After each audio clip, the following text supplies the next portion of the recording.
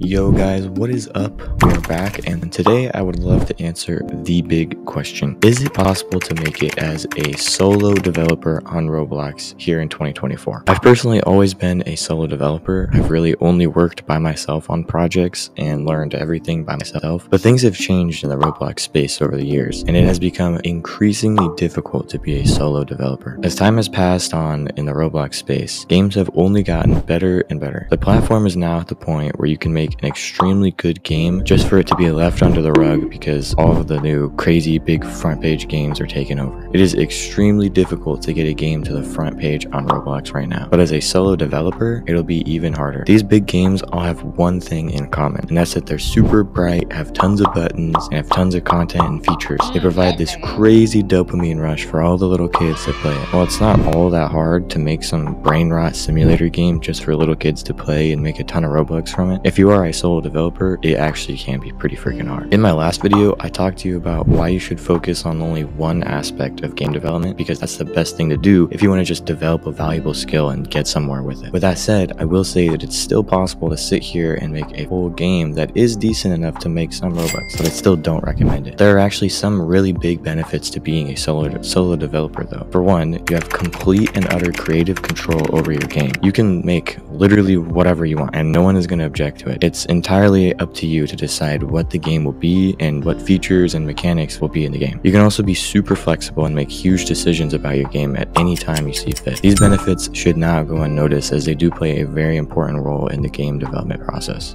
With that though comes the biggest downfall of solo developers, and that is when they get burned out due to the sheer amount of things that they must accomplish to make a genuinely good game. Personally, I don't think a solo developer can realistically create a genuinely very good game on Roblox within any sort of reasonable amount of time. What does that mean, you may ask? Well, for one, it means a lot of late nights and early mornings. If you want to create a really good game on Roblox, you're gonna have to work super hard to make sure everything is done. Everything that you need to make gets done. It's gonna be a real challenge, and at the end of the day, it's not gonna be a sprint. It's gonna be more of a marathon. Now, there is an alternative to making an entire game as a solo developer. You could just do commissions to start. I'll have to make a video about commissions later on at some point because I would not mind doing some commissions in a video to show you guys what the process looks like. Commissions are an insanely great way to improve at your skill, whether it be scripting, building, modeling, whatever. If you go on different commission servers like the Hidden Dev server, which I'll link below this video, you can find plenty of people looking to hire developers of all backgrounds to help them in order to finish their